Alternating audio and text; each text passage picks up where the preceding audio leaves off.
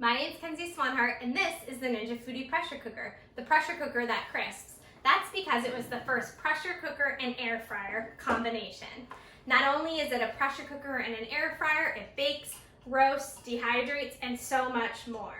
What I love about the Ninja Foodi Pressure Cooker is that you can use it individually to pressure cook soups, stews, and one-pot wonders, or as an air fryer, but when you combine it, you're able to use TenderCrisp Technology.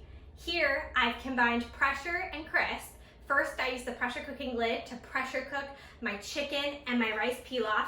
Then I use the crisping lid to add a nice crisp to my chicken, roast my carrots, and of course, finish off my rice pilaf.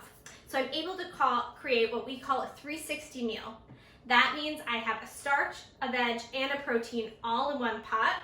But because this is the Ninja Foodi Extra Large Pressure Cooker, we are able to create a meal for 8 people. Look at how much rice pilaf is coming out of the Ninja Foodi Pressure Cooker. Now I can also add my chicken.